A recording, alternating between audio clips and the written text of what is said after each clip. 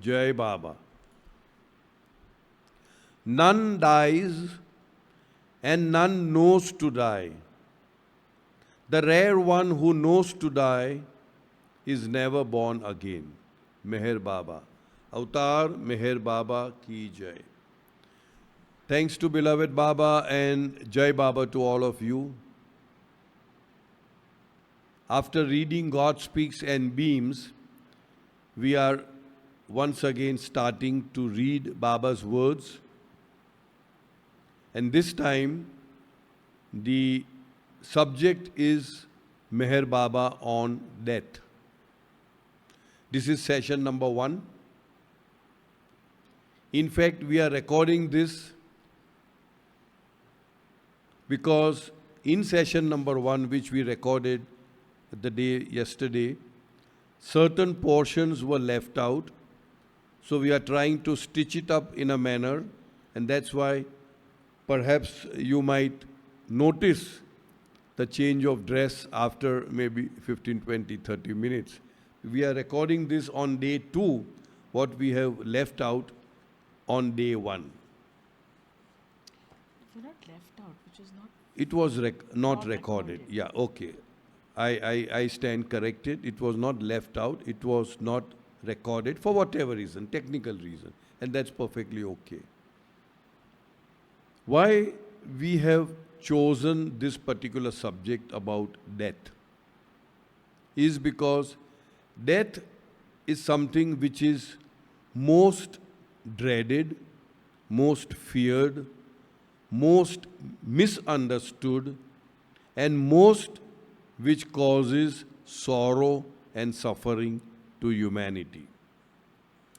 So we are trying to understand what death is all about, what is real death, and what is the false death, that is the death of the body. And we will start with quoting Baba's words and words from some other masters. And as always, I always say that whenever I am interpreting or giving meaning to Baba's words, they would be my interpretation. There could be somebody else who could perhaps interpret it differently. To start from the very beginning, what is the purpose of creation? What is universe? What is creation? And we have done that in God Speaks, where we saw that God in the beyond state, which is the Paratpar Parbrahma state, Vara Ulvara state, God is, but consciousness is not. In other words, why the creation?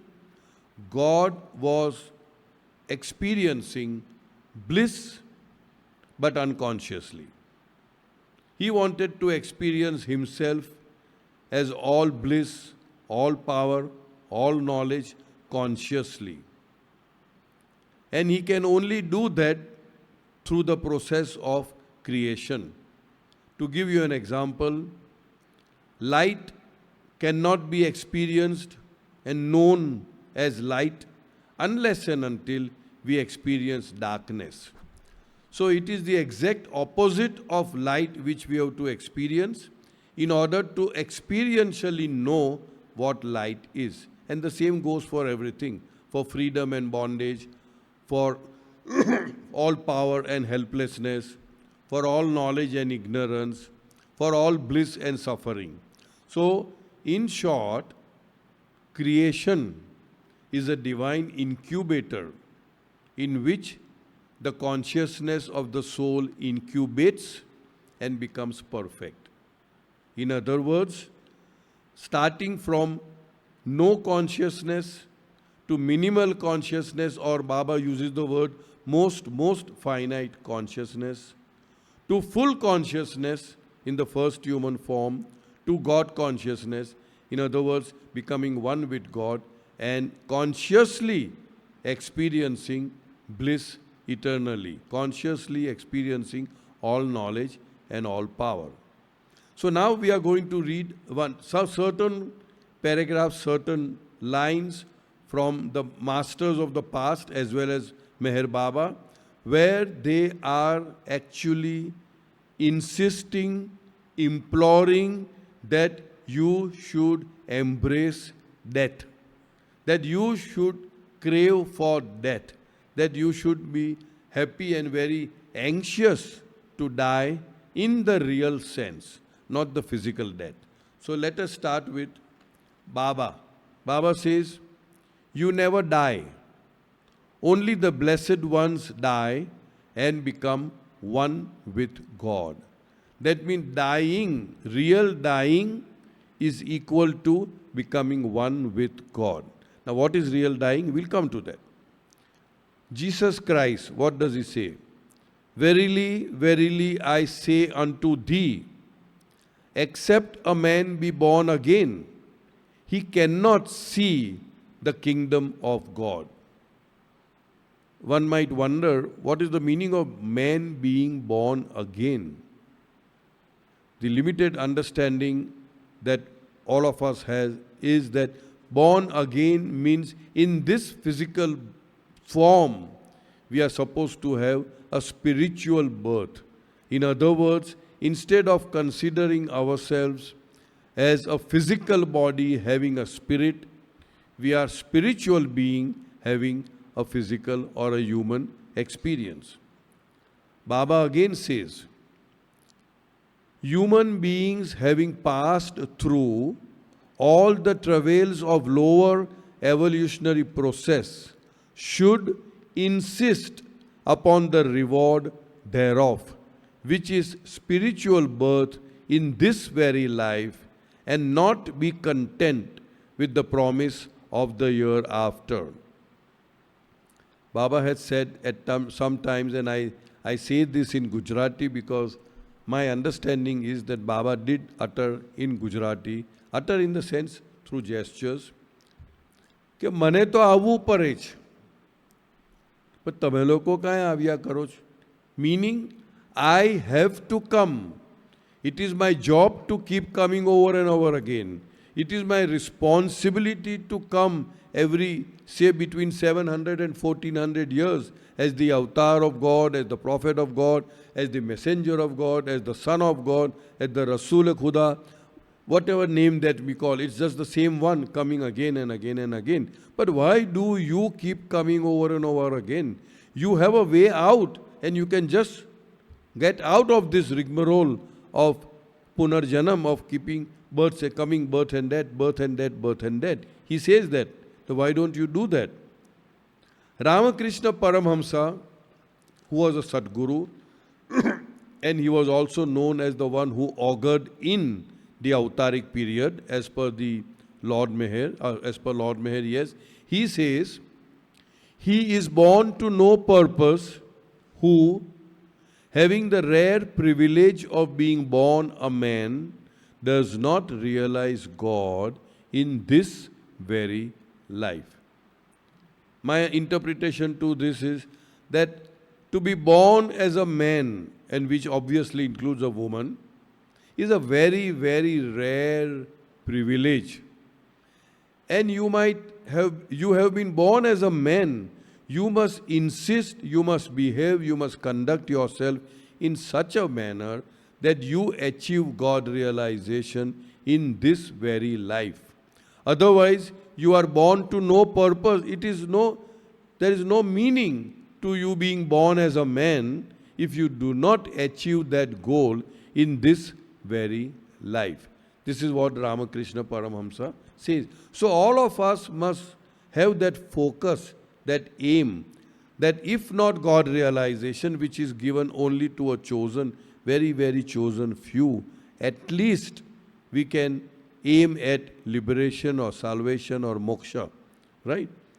Sant Kabir, what Sant Kabir says? Everyone says, I am dying, but none of them die. We say, I am dying, but we don't know what real dying is. Everyone says, I am dying, but none of them die. Only he who is dead before dying has not to die again. Means die such a death that you are not born again, that you do not have to die again. Continuing, he says, dying such a death that you will not have to die again. What does it mean? Die in the real sense of the word, so you may live ever after. That means real death is equal to real life. Ever after, eternally you will live and you will experience yourself as immortal eternally.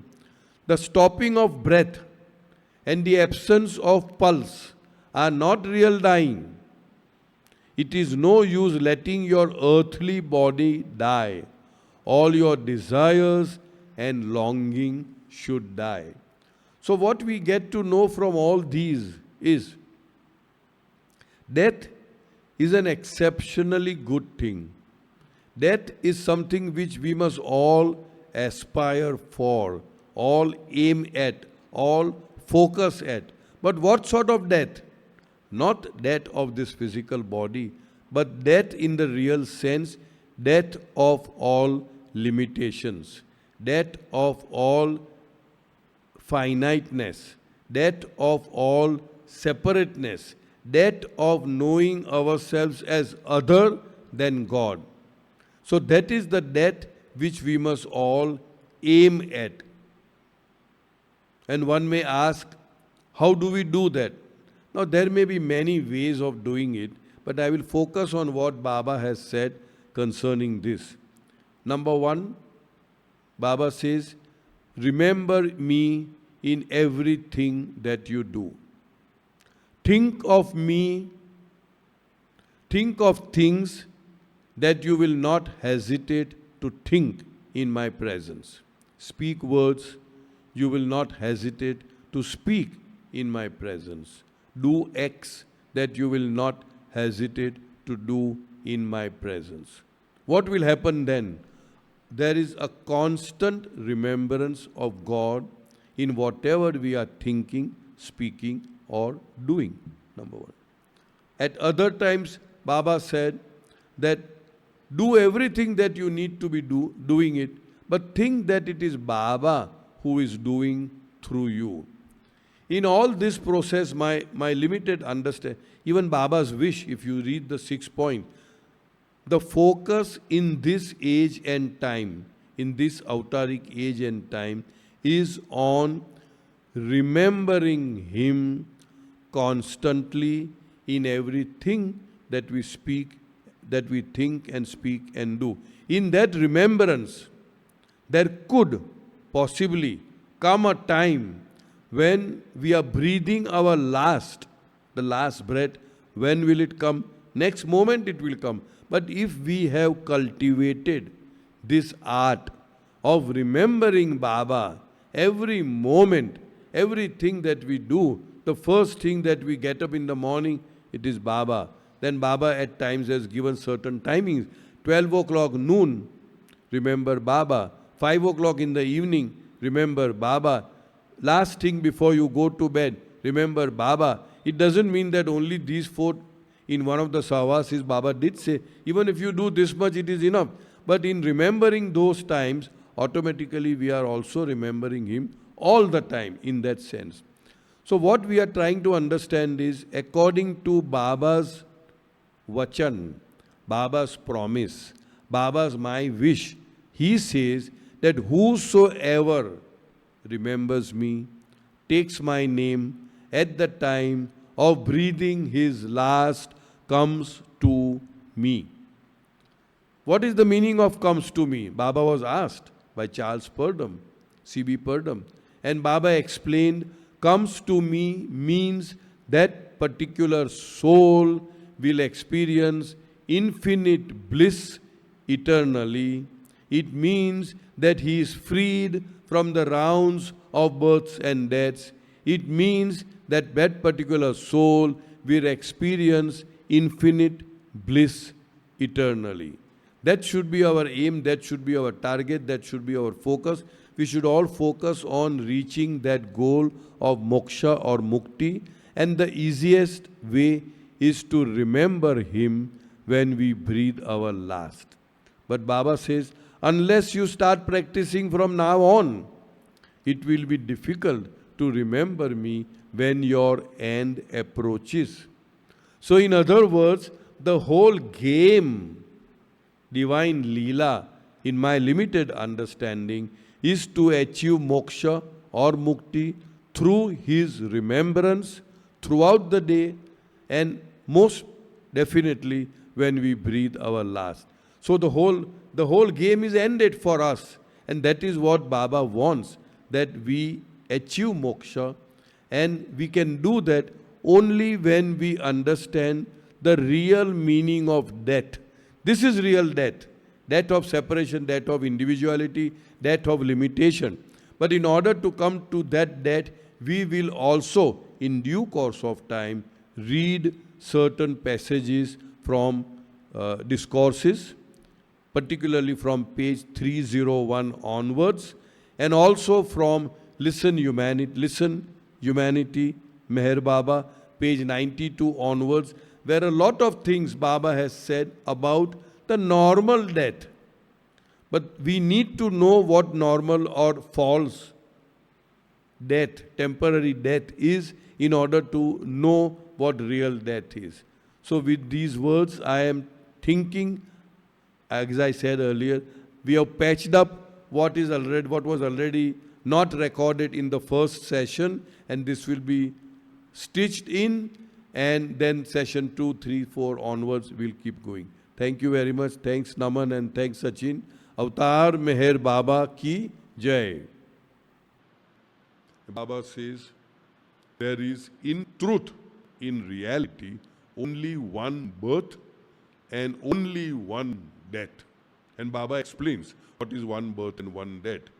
You see, the problem is because of the misinterpretation of what the avatar in the past have stated. So what is real, one real birth and one real death, we are going to read from God Speaks. Soumya will now read it, because she will otherwise say, my mouth is drying, you are only speaking all the time. This is page 238 of God Speaks supplement. Supplement number 19, real birth and real death. There is one real birth and one real death. You are born once and you really die only once. What is the real birth? It is the birth of a drop in the ocean of reality. What is meant by the birth of a drop in the ocean of reality? It is the advent of individuality, born of indivisibility, through a glimmer of the first, most finite consciousness, which transfixed cognizance of limitation into the unlimited. What is meant by the real death? It is consciousness getting free from all limitations. Freedom from all limitations is real death. It is really the death of all limitations. It is liberation. In between the real birth and the real death, there is no such reality as the so-called births and deaths.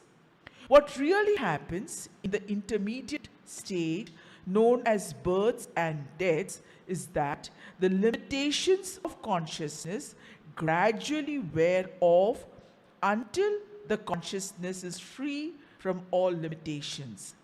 Ultimately, consciousness, totally free from all limitations, experiences the unlimited reality eternally. Real dying is equal to real living. Therefore, I stress, die for God and you will live as God.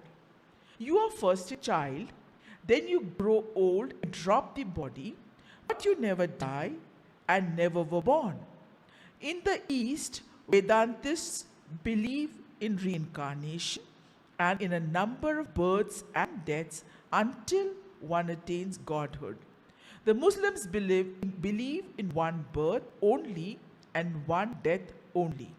The Christians and Zoroastrians hold the same belief. All are right.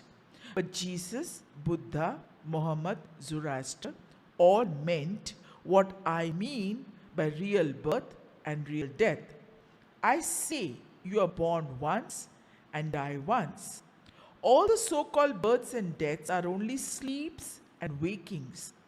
The difference between sleep and death is that after you sleep, you awake and find yourself in the same body, but after death, you awake in a different body.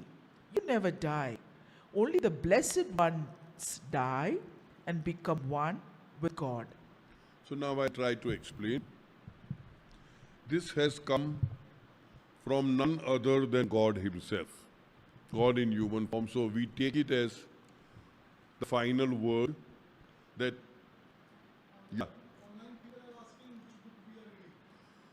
As of now, we haven't started any book. We are reading Okay, portions we are of reading portions from different books. I'm sure they must be listening.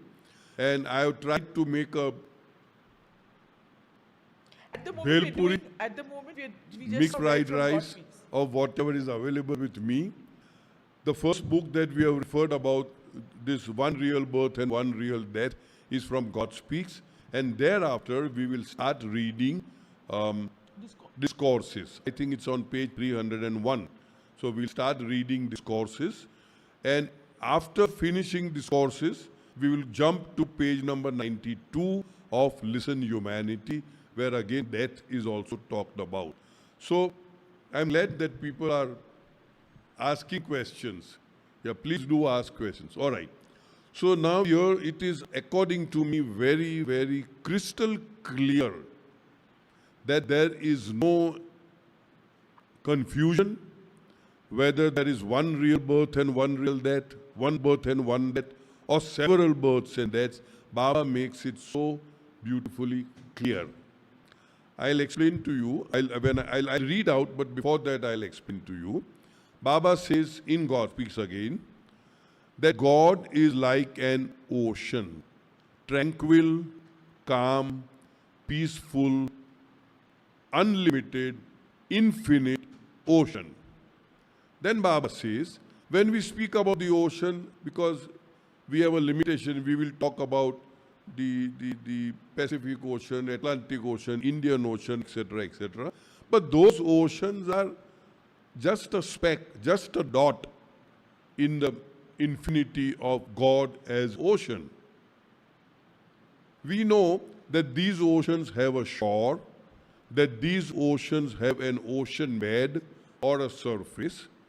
But when we talk about God as infinite ocean, it is shoreless, it is unlimited, it doesn't have an ocean bed, it is unlimited, infinite. You cannot understand that infinite. So God is that ocean.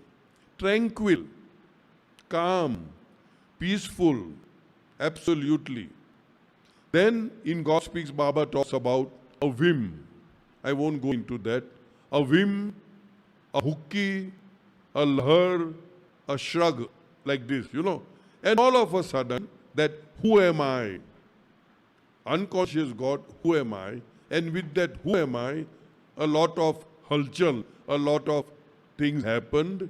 And when these things happened, what happened? The waves got formed. There was a movement. And with that movement, what happened was that unitary, infinite, one ocean got split up into several innumerable drops. Am I making sense? Now, what is a drop? A drop is nothing but the ocean. But the drop gets its identity as a separate, finite, individualized drop. Baba uses the word drop soul, drop, because of the existence of a bubble around that particular drop. Am I making sense? What makes drop a drop? It is the bubble that distinguishes between the ocean and the drop, the bubble. Bubble is a bubble of ignorance, the bubble of illusion, the bubble of mind, bubble of maya, you call it anything. That is what separates, apparently, the drop from the ocean. And that Baba says, when we read, we will understand, that Baba says is the one real birth of the drop within the ocean, identifying itself as somebody other than the ocean, separate from the ocean. That is the one real birth. And then the bubble keeps on changing. The bubble of stone, metal, mineral, etc., etc. Bubble of human beings, till we become bubble of human beings. In the bubble of human beings, there are several droppings of the physical form only, not the subtle body and the mental body, experiencing heaven and hell so many times. And then after all those experiences, finally, at the so-called fag end of the superfluous journey, illusory journey, when that bubble bursts, the bubble is burst. What happens? The bubble becomes one with the ocean, and the bubble experiences not as I am a part of the ocean, but I am the ocean. Aham Brahmasmi.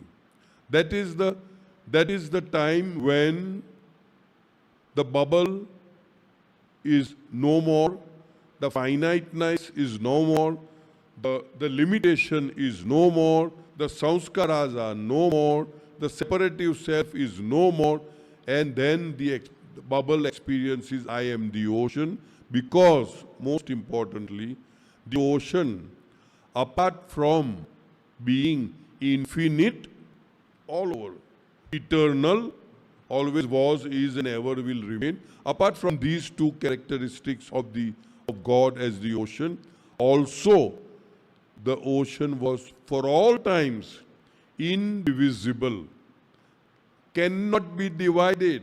It is an apparent division. I give the example, for example, there is air inside the room, there is air outside. Supposing you close airtight, the air inside, I give this example, there is air inside the bottle. Now I have finished, let us say, half the bottle of water. There is air here. There is air outside. There is air in the garden. There is air in the toilet. These are all one air only.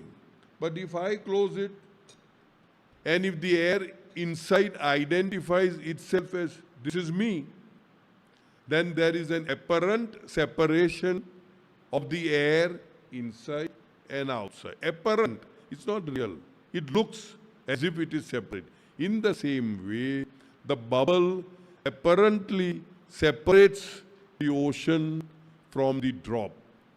And the drop experiences all kinds of experiences. Healthy, sick, rich, poor, Easterner, Westerner, this caste, that caste, everything.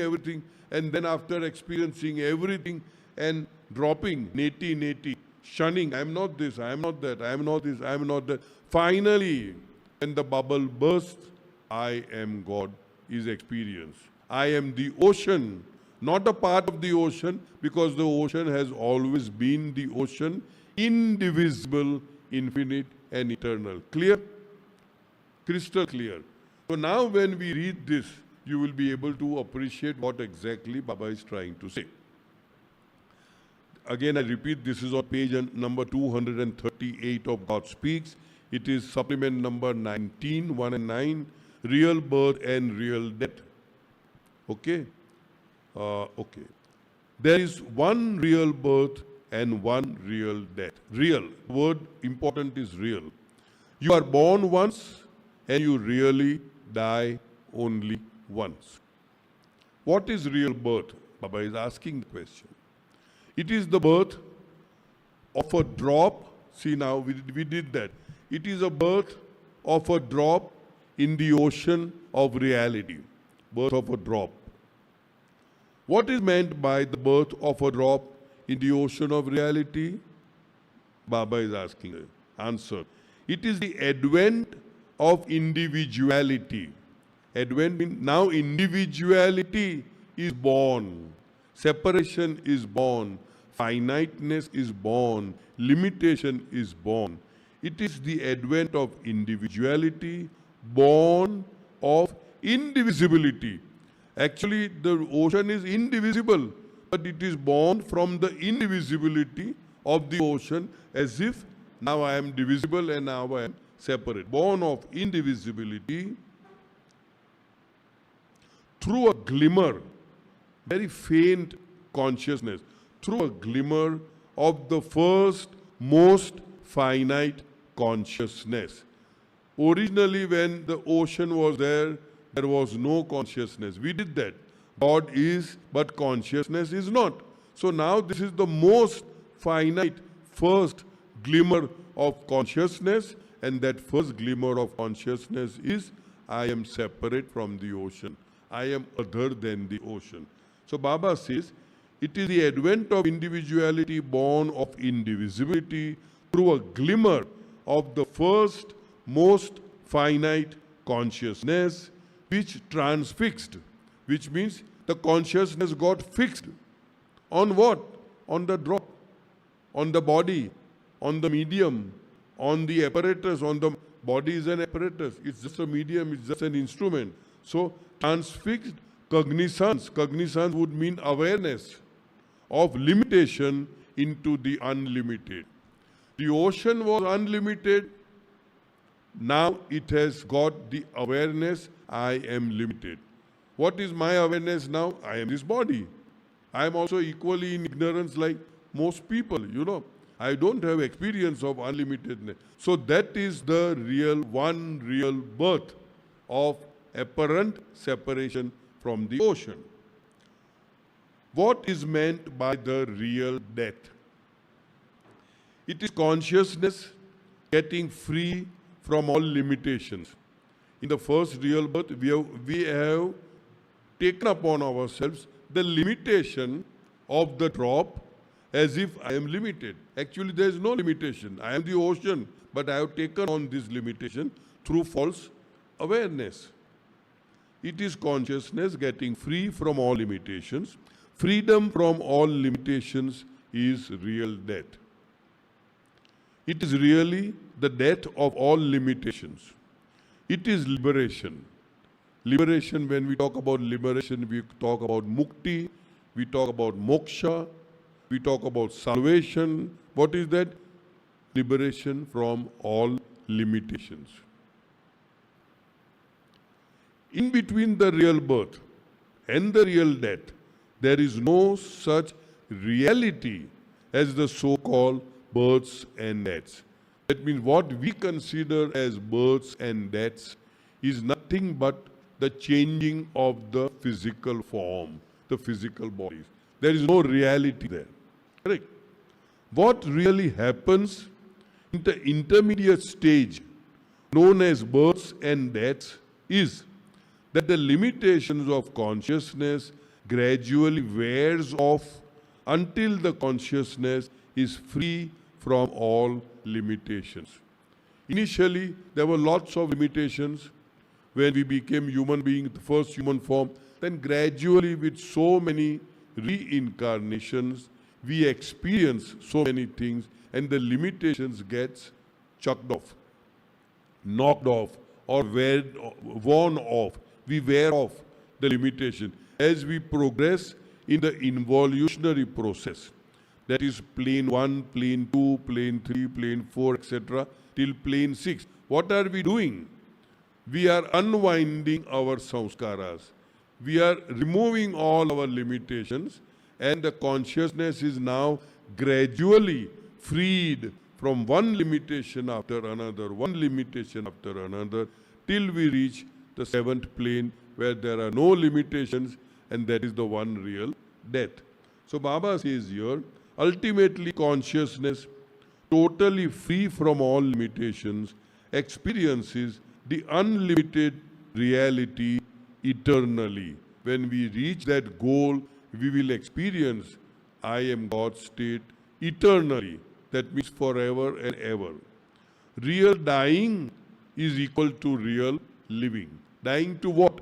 Dying to limitation, dying to falseness, dying to separation, dying to finiteness is the real dying. Therefore, I stress, die for God and you will live as God. Dying for God does not mean to jump out of the mountain and say, God, I am dying for you. Dying for God would mean we must be so much in love of God, for God, that love will make us wean away from all our longings, from all our desires, from all that is not necessary. You are first a child, then you grow old and drop the body. But you never die. That means dropping of the physical body is not death. You never die and never were born. In the East, Vedantists believe in reincarnation and a number of births and deaths until one attains godhood. That's what we did, the reincarnation process.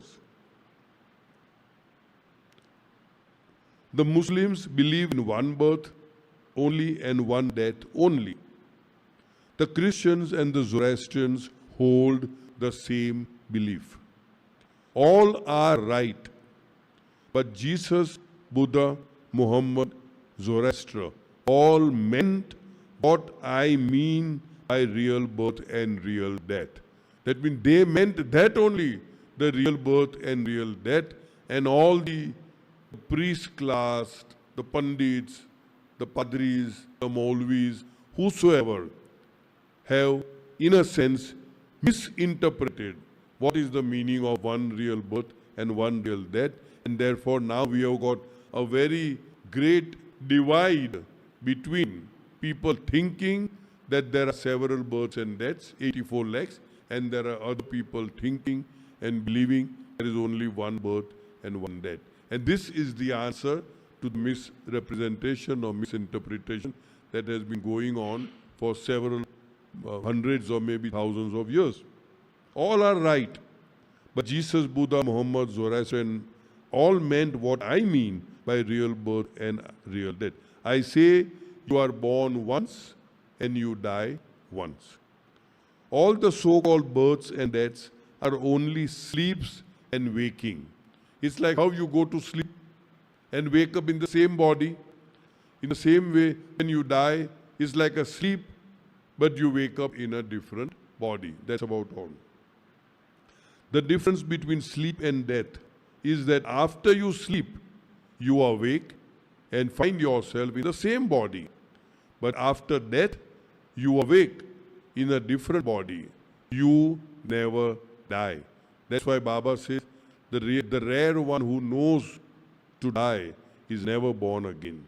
Only the blessed ones die and become one with God. So that is where our focus should be. Our enthusiasm should be to die the real death. And in order to die the real death, we must know, in order to know the art of dying, so to speak, you must know the art of living, how one should live in this world, so that we die the real death, so that we live eternally in and as God. So that is the whole process which we are hopefully trying to cover up in as many sessions that we can do. So now, any questions? Yeah, please. Is there a mic there anywhere? No, never mind. There is a mic there, but doesn't matter. Yellow mic. No, that black one. Yellow, that. yeah.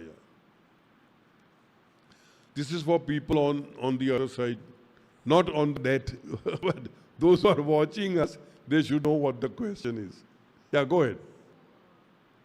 On it. It's on already. Not working. Okay, doesn't matter. Then I'll repeat.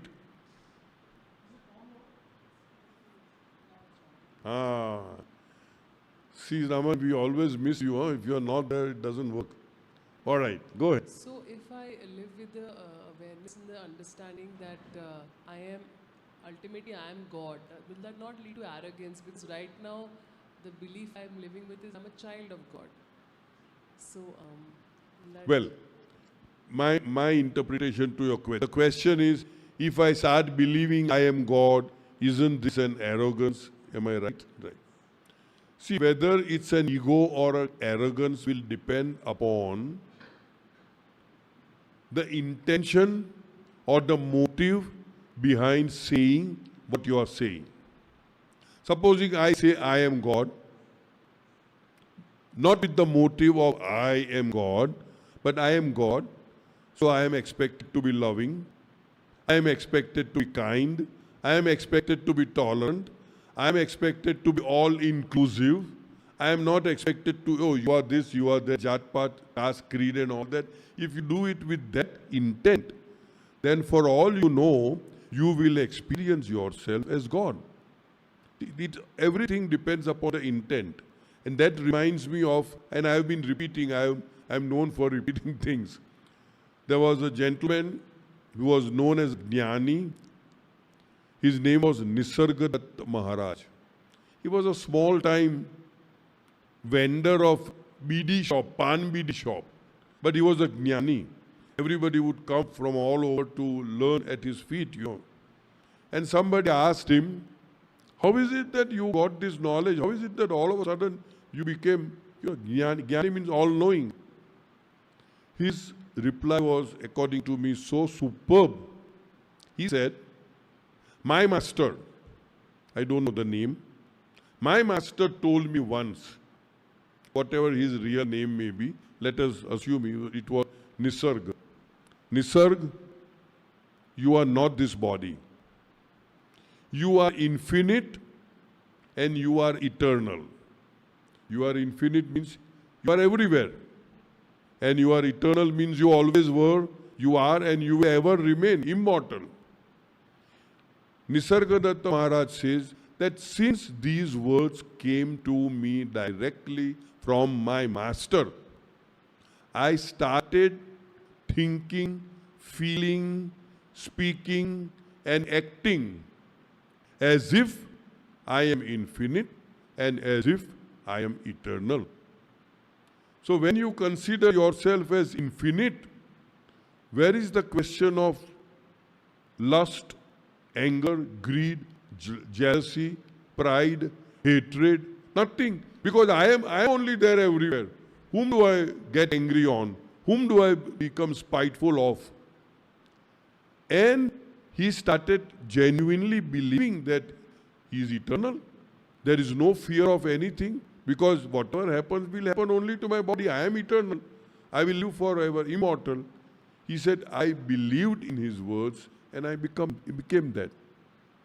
So if you also believe in, when you say, I am God, if you believe that I am God and act accordingly, not just saying it, but actually believing, because God is all love, God is all forgiveness, God is all accepting, God is all tolerance, God is never agitated, never affected, never disturbed, never perturbed. And if you are going to act like that, yes, one fine day, you will experience that. Why not?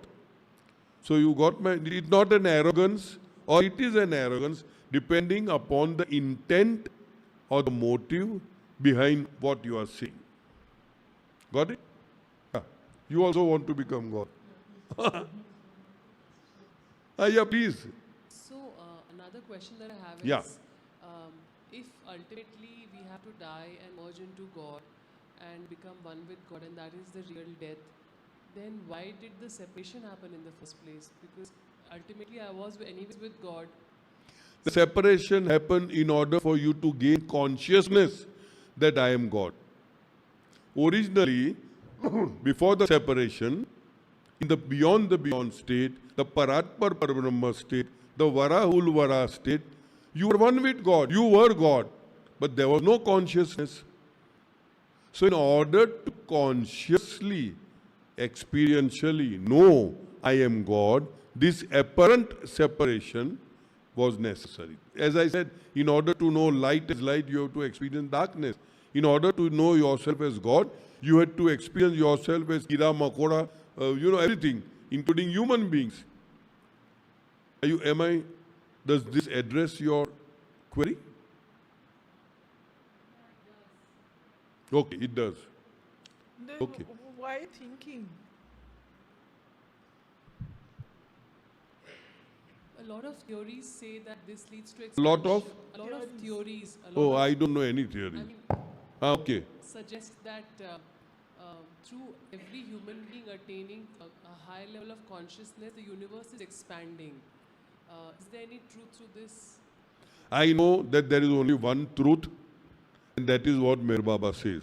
Beyond that, I don't know of any. There cannot be any truth, because, see, he is the source of all truth. He is the one who is the maker of everything. So he should know better, isn't it? If I am a software writer of a certain whatever computer, there is a computer master here, I know the ins and outs of everything. I'm good that you are asking question. I remember again a story.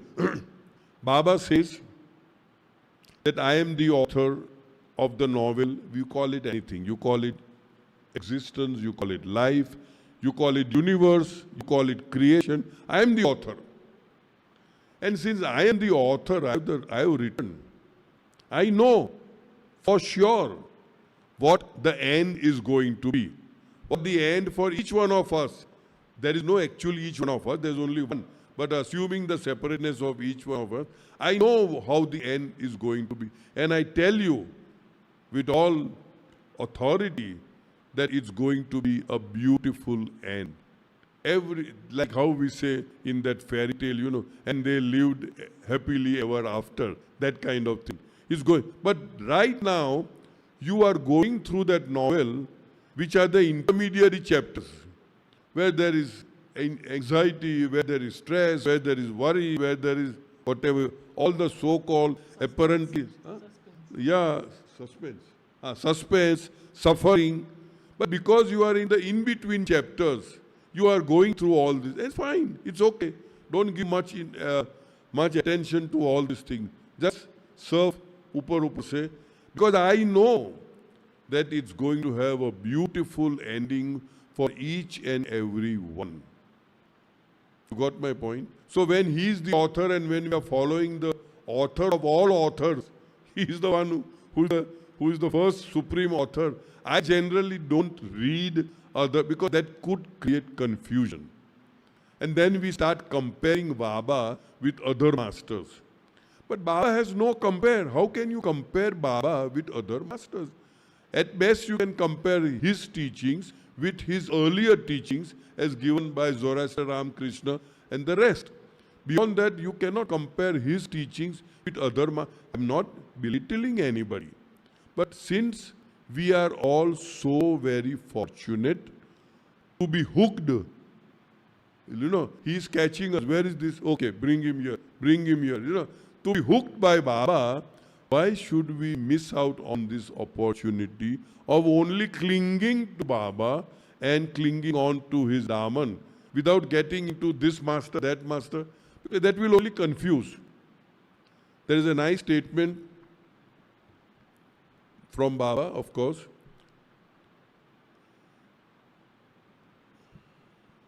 There is no creature which is not destined for the supreme goal, as there is no river which is not winding its way to the sea. Each and every river finally lands up in the sea, in the ocean. Fine. Irrespective of where it has the starting point, source, which mountain or wherever, irrespective of how it is winding here and there, going, roaming around, here, there, everywhere, finally it will reach the sea. In the same way, each and every creature, everything created, will finally experience liberation or God realization, as it has been already destined, So each one of us, that is our destiny. That is the destiny for all is the... We many times use a wrong word. Oh, in my destiny it is like this. That's why I'm suffering. No. That is your fate. That is your taqdeer. That is your nasib. That is your luck. Because of your own karma. That will change. According to your actions, samskarik, impressions, bindings. But destiny is the same for all. We will all finally reach there. Finish. Period. So isn't that a happy ending? So there's no way in which you cannot reach there. Even if you struggle and fight, I don't want to be one with God, you will one day finally experience the oneness with God. Yeah, Can I Soumya wants to- address? Yeah, please. See, when you become a human being, consciousness is whole and complete because all the three bodies, like Cyrus explained, is complete. Now, what you said, expanding, what is happening is the awareness of so many things is what you get. That is not consciousness. So No, she's talking but about universe expanding. yeah, no. She said also about the consciousness expanding. So Did you it's say consciousness expanding or also- universe? no of the consciousness. Consciousness of the universe expanding. What she says is correct. There is no further evolution of consciousness after the first human form. Now what is required is only shedding out what you are not, and as you shed out, your awareness expands. And consciousness is the same. You So have a we question? usually use, He when also we has a with question. Baba's terminology is like this. So, You so, only wanted mic back, is it? Okay. so when we fix ourselves, when you get acclimatized with Baba's terminology, you can view whatever you're reading in perspective. So it's best to be a little proficient with what Baba's terminology is, so that you know what exactly is meaning, so that you can appreciate. See, Whatever there are you're great masters throughout the universe, and we respect them all. But I personally feel you can't compare them with the avatar. And once we are so fortunate to be in his love orbit, we just stay close to his word and his works and all that, so that even Baba has said to so many Mandali people, in fact, that don't read any spiritual books. Don't read any, because then there is confusion. Oh, this one said like this, but you are saying like this. You know? And it's only confusion. Once you hold on to one, you have to keep on holding on to one. In the earlier days, and now by his grace, we have sufficient water. But when Baba came in 1923, there was a lot of problem. Sorry? In Mehrabad. Yeah, in Mehrabad. Thank you. In Mehrabad, there was acute water shortage. And people asked, what sort of place you are selecting for your stay? There's nothing here. Not even water, there's nothing here. Baba said, what you are saying? Where there is the avatar, where there is the government, everything is available. And at that time, somewhere around that time, Baba said that time will come when the rivers will flow in Mehrabad. And now today we are seeing a lot of water bodies, catching up that way. So in those days, there would be those diviners, machines, and they will try to find out the underground rivers which are flowing. And that the person will say, okay, you dig over here, you'll find water. So they had put a stone over there so as to mark, and the person went away. Baba being Baba, he doesn't like things happening very smoothly so he has to somehow, So some of the children who were playing there, they took up the stone and put it somewhere else. So the exact spot was lost. So then people would just dig in here for 5 feet, 10 feet, dig there. There was no water. So with that, Baba always takes opportunity of giving us some sermon or some knowledge. Baba says, okay, this is what happens when you go from one master to the other. You will not get anything. You will not experience anything. If once you have found, you can test the master before you finalize that he is the one. But once you have found that Avatar Meher Baba is the one, then you have to keep on digging that spot only deeper and deeper and deeper and deeper and deeper, and you will strike water one day. So once we have got hold of Baba, we should just keep on focused on that. This is how I look at it. Yeah, Monica. So while we're on this journey, becoming more conscious, maybe I should say, and all these events happen in your life which kind of throw you off balance and you're left wondering, disappointed, hurt, though you're saying, it's the same in everybody and you're in that state where, everything is shaken. How are you supposed to come back? How do you come back? How do you keep coming back? This is a question where we can talk on one-on-one, but I can only say one thing, and I think it was Lord Buddha who said, if you are hurt, then you have to comma.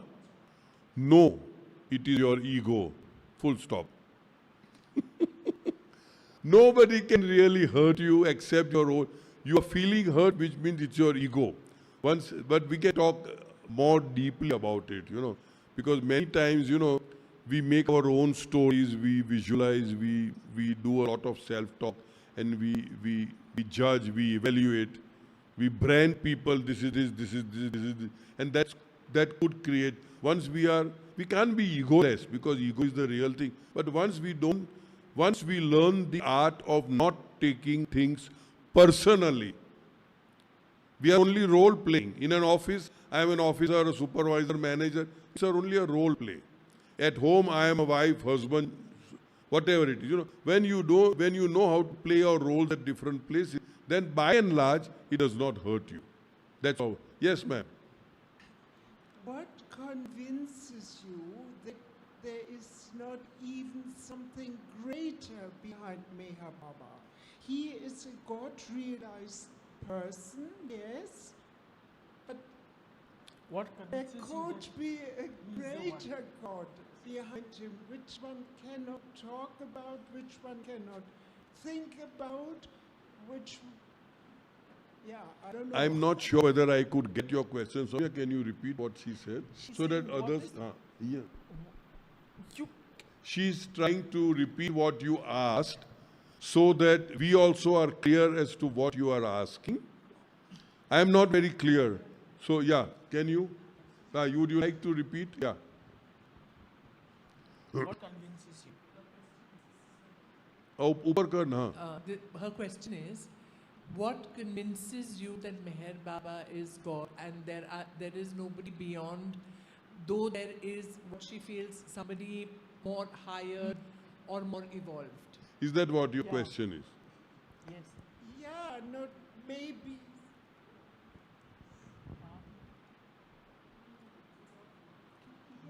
I mean that Meher Baba has realized God, but maybe just one part of God, and behind him there is some entity, I call it God, that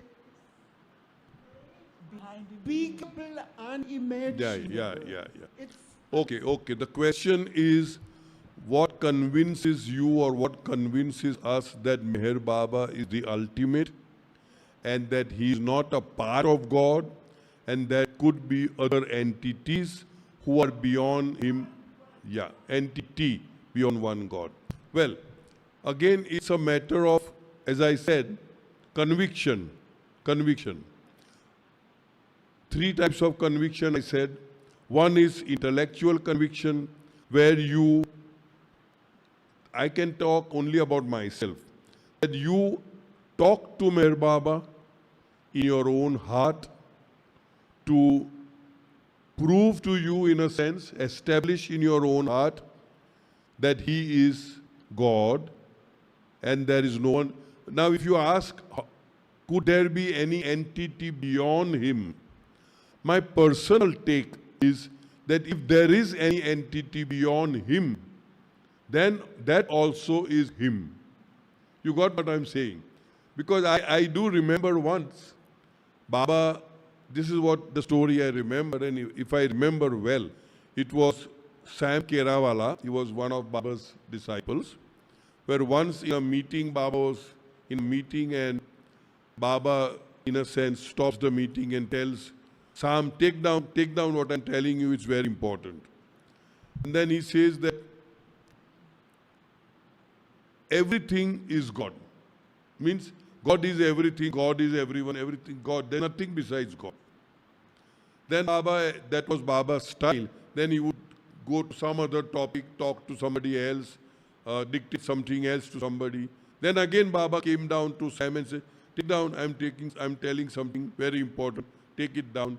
And then said something like, Baba is in everything. And then he says, Baba is also in the nothing. Am I making sense? Baba is in everything, Baba is also in the nothing. And then again Baba speaks about other things with other people.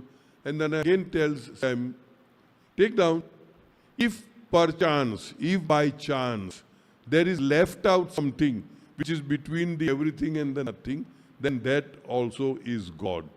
So in other words, when we talk about God, it is infinite.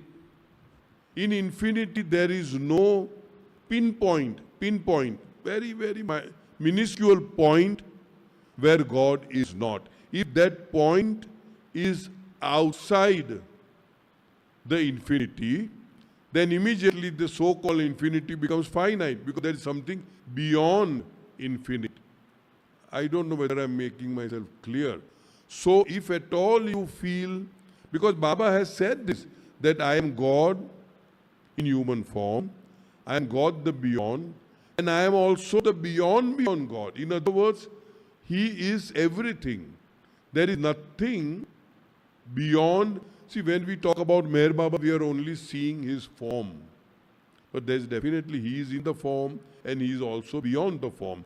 So if there is something beyond Him, that too is Him. This is my conviction. That now when we say that too is Him, we are circumscribing Him into a certain name and a certain form. But He is beyond all these things. It is just to make God very approachable, very tangible, very touchable, that He has taken a human form. Otherwise, He is beyond all forms and He is in form. But because our, what should I, drashtikon we call it, our way of seeing is only the physicality of Meher Baba, and therefore we see only as a physical human, Him as only a physical human being. Baba himself said that when I come as the avatar, you people say avatar is God in human form. It's a very, what should I say, very limited way of explaining what avatar is. Because Baba says when the avatar comes, He is for each and every species. He comes, so for a dog, He is a dog. For a fish, He is also a fish. For stones, He is also a stone, like that. Now, it is all beyond us. So, coming back to your question, my personal take is, if perchance, if by chance, there is any entity which is beyond what we know as Avatar Meher Baba, then that entity is also, there is no name, but we call it Baba. We call it God. That entity is also God. Conviction is, you were asked for the conviction. Conviction is what your heart feels, the mind backs, and what the mind feels, the heart supports. So if you have that, if you're blessed with that feeling of the heart and mind in the same wavelength, and you feel truly within yourself that Meher Baba is God, He is that supreme being, He is the highest of the high, then there is nothing more than that. It becomes so easy for us to hold on to Him and follow whatever His tenets are. Generally, there's a tussle between the mind and the heart. So what Baba says and what Soumya repeated is, whatever the mind thinks, the heart also feels. And whatever the heart feels, the mind also thinks. Then there is conviction. There is no fight between the mind and the heart. That is where the conviction comes. Yes? No, please go ahead.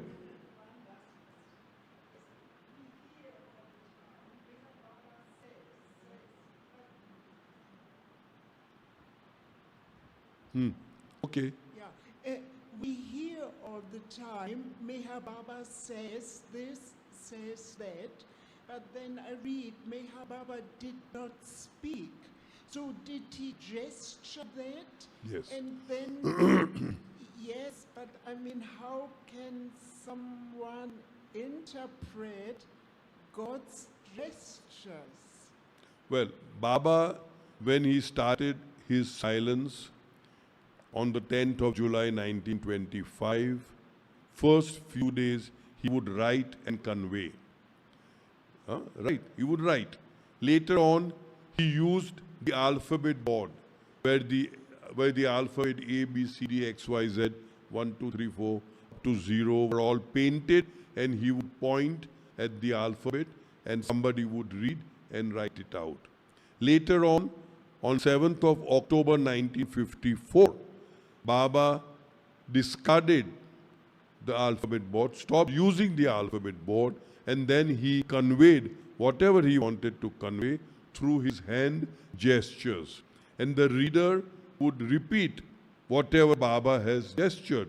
And if there is something not properly understood by the reader, Baba would say, no, not this. Again he would gesture, till the reader is able to understand exactly what Baba wanted to convey. So most of the messages that have come to us by way of God Speaks, of course, was dictated initially on the alphabet board.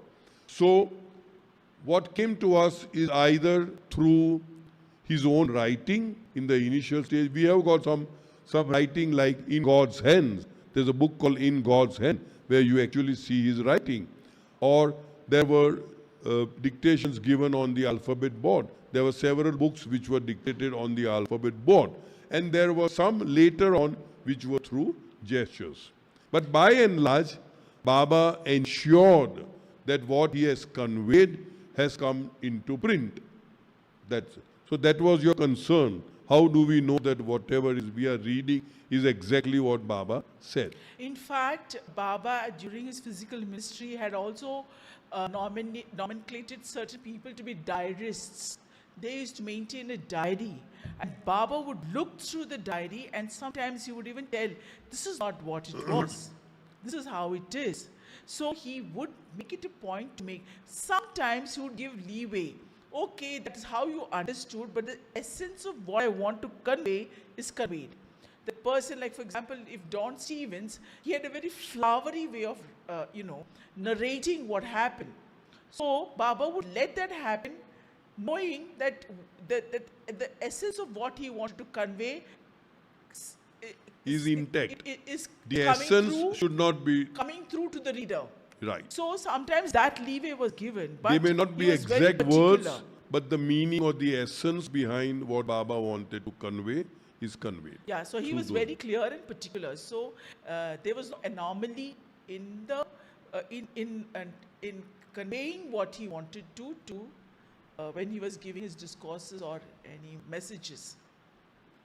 Naman has a question. Thank you. When we talk about there is a formless entity beyond Meher Baba, and if we worship Meher Baba or that formless entity, so it's an age-old question in Islamic ecosystem. We talk about the messenger and formless. The messenger and the messenger of God, the prophet of God, the son of God. And in Christianity, the son of God. And it's hidden, but it's very much evident in Islam. It's very much evident in Christianity that Jesus Christ says, me and my Father are one. And in Islam says, me and my Allah are one. And right now, Meher Baba also says that I take birth because you want a physical human being. That's why. So we can relate to a physical human being instead of that formless God. So there is the formlessness or of course. Bhagwan and Yeah. I am not sure whether Muhammad said that he and Allah were one. I am not sure about that part. But Jesus did say, and Baba was very emphatic about that, God and I are one. But he also says that you and I are not we but one. So in that sense, we are all one with God actually. We require something to, like we are physical beings, So we perceive creation, the five senses. So we need something like that. Even though there is no form that Allah has written, so they connect with that scripture. Yeah. So he may not be having that form, that face, but something is there for people to connect to. So we are not so advanced to hold on to the formlessness aspect because he is formless. truth be So said, whether he's you formless. go But through can I, with my five senses being so gross, I cannot connect to that formlessness of his infinity. I need something very tangible. That is why he is saying, see, for a mental, the person on a mental plane, Baba is that, connects with him on the mental sphere. So for each one, he is on a different, I am seeing him in that form because I am still gross conscious and perceiving with the five senses. Can I give you one example? For example, when I say in Hindi, it's a bird, it's a chidiya. Chidiya. The word meaning of that bird is chidiya. Yeah. In English, it's bird. Yeah. In some other language, some other term Yeah. we use. Yeah. So we do not understand that bird. We are not learning that bird. We are learning that language. Exactly. Correct. So we are learning different avatars, but beyond that there is a formless God. If we In are- short, Yes. yeah, in There short, is formless, but he is formless. But I cannot perceive that formlessness. He's too, I can get but intimidated. language helps. But Of course. formfulness helps. The form helps. Form helps to achieve. Or Yeah, from learn form we go to the formlessness because he is that. because the final experience, Baba says, is that of the formless. Formlessness. And this form makes it easier for Helps us to me approach to- because it is very tangible. Yeah. We are able to associate and, be one with Formlessness, we that. get intimidated when you're the gross form. All right. Any more questions or we? No, 15 minutes. Sorry? I think, yeah, we stop here. We stop here because next, tomorrow we are here again, same time. And hopefully we should start with the discourses.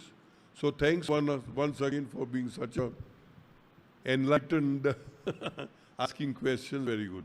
Thank you, Baba. Thank you, everybody. Avatar Meher Baba ki jai. Thank you, Baba. Thank you.